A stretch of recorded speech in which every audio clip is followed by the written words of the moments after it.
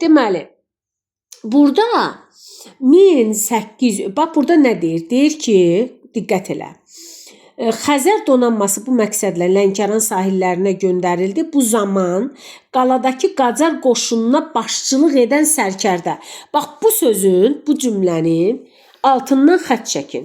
Bax bu Sadıq xan var, buradakı Sadıq xan. O Lənkəran xanı deyil ha, qarışdırmayın. Qacar qoşununa başçılıq edən sərkərdədir. Başa düşdünüz? Bunu qarışdırmayın. Qacar qoşununa başçılıq edən sərkərdə Sadıq xan rusların qalanın təslim olması haqqında tələbini rədd eləyir.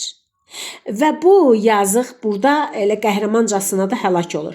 1812-ci ilin dekabrın 31-dən bayram gecəsi, 31-dən 13-cü ilin yanvarın 1-nə keçən gecə Lənkəran işğal edilir. Sadıq xan qəhrəmancasına şəhid olur. Aslandüz döyüşü Lənkəranın Lənkəran qələbəsi də, yəni 1-ci Rus-Qacar müharibəsinin taleyini həll eləyir və bununla da Rus-Qacar müharibəsinin 1-ci mərhələsi başa çatır. Beləliklə gəlin bir dənə 1-ci Rus-Qacar müharibəsində gedən döyüşlərə diqqət yetirək və bu döyüşləri kitabımıza yazacağıq, belə dəftərimizə yazıb əzbərləyəcəyik. Mütləq şəkildə bunun deməli şeyini çıxardacağıq da, belə deyək. Xronoloji cədvəlini. Demək, Üç kilsə döyüşü 1804 ruslar məğlub oldu. Qəmərli döyüşü 1804 ruslar məğlub oldu. Şahbulaq döyüşü ruslar məğlub oldu. Zəyəm döyüşü ruslar qalib gəldi. Ondan sonra baxırıq.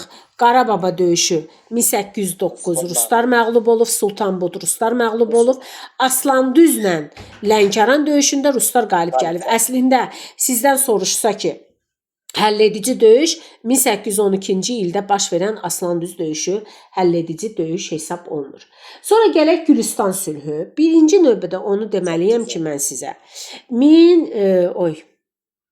1813-cü ilin oktyabr ayının 12-sində imzalanıbdır. Azərbaycanın şimalında imzalanıbdır. Harada imzalanıb? Azərbaycanın şimalında. Qarabağda. Qarabağ yaxınlığında bir kənddir, Gülüstan kəndi.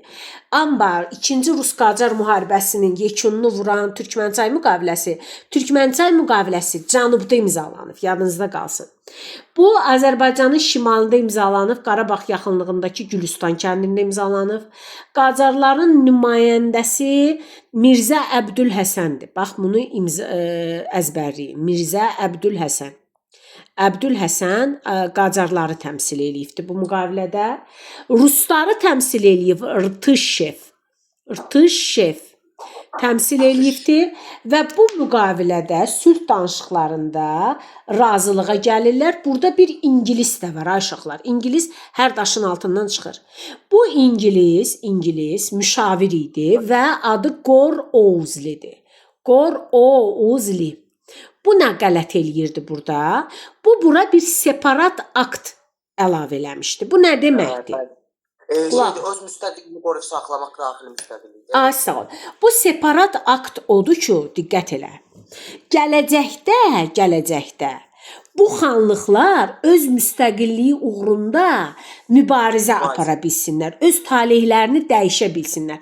Ora elə bil ki, belə deyək də, elə bil ki, su yolu qoyubdu, işıq yolu qoyubdu. Bildiniz nətər? Gələcəkdə bu xanlıqlar öz talehlərini dəyişə bilər. İndi gəlin Gülüstan müqaviləsinin şərtlərinə diqqət eləyək. Birinci növbədə onu demək lazımdır ki, Qacarların məğlubiyyəti ilə başa çatdı.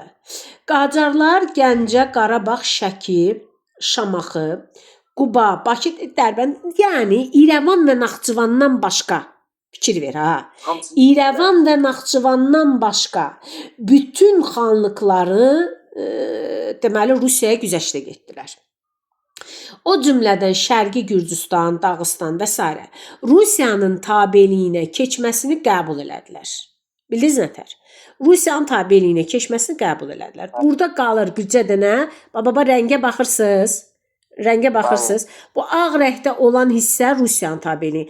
Bax bu hissələr Qacarların tabeliyində qaldı. Bu 1797-ci ildən İrəvan və Naxçıvan Qacarların tabeliyində idi ha. Ona görə müstəqil deyildilər. Qacarlardan yarım asılı vəziyyətdə idilər. Qarabağ və İrəvan, Qarabağ nəymiş əstəğfurullah.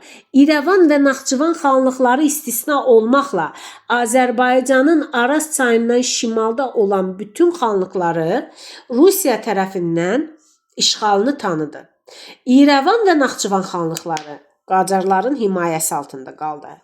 Xəzər dənizində, fikir ver, Xəzər dənizində hərbi donanma saxlamaq hüququ Rusiyada qaldı. Qacar dövləti öz ərazisində Rus tacirlərinə gömrük, yəni daxili gömrüksüz, daxili gömrük azad ödəməkdən azad olma şərti ilə deməli ticarət etməyə icazə verdilər. Yəni daxili gömrük ödəmədən Rus tacirləri Azərbaycan ərazisində ticarət eləyəcəkdilər. Qacarlar dövlətində, tək Azərbaycan yox, bütün Qacarlar dövlətinin ərazisində. Sonra deməli Qacar və Rusiya dövləti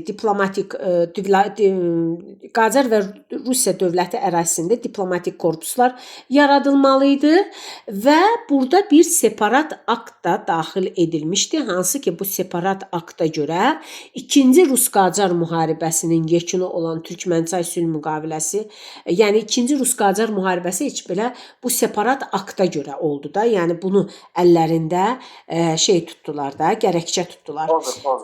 Hə. Sonra nədir? Burada Gülüstan müqaviləsinin 7-ci maddəsi var. 7-ci maddəsində nə deyilir? Deyilir ki, Rus tacirlərindən gətirdikləri mallara görə %5%-dən çox gömrük alınmasın. Həmin tacirlər bu mallar ilə hara getsələr də getsinlər, onlardan ikinci dəfə gömrük tələb olunmasın. Bu nə deməkdir? Göz görə-görə Rus tacirlərinə imtiyazların, yəni icazələrin verilməsi idi. Demək, birinci gəlin bu Gülüstan müqaviləsinə bir qiymət verək. Nə deyə bilərik uşaqlar? Gülüstan müqaviləsi haqqında nə deyə bilərik? Bax, mən sizə müraciət edirəm.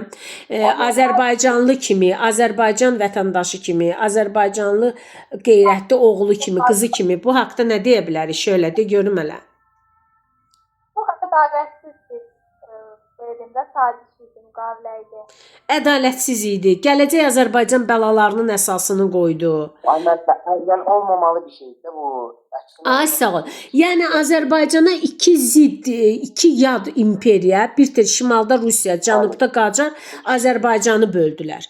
Yəni Azərbaycana bunlar yad idilər. Azərbaycana heç bir dəxilləri yox idi, amma gəldilər Azərbaycanı böldülər. Yəni bu da bizim gələcək bəlalarımızın əsasını qoydu. Naxçıvan və İrəvan xanlığından başqa bütün Azərbaycan torpaqları Rusiyanın işğalına düşdü. Xanlıqlarımızın, yəni torpaqlarımızın gələcək taleyi həll oldu. Dərsimiz bu qədər uşaqlar. Diqqətinizə görə təşəkkür eləyirəm.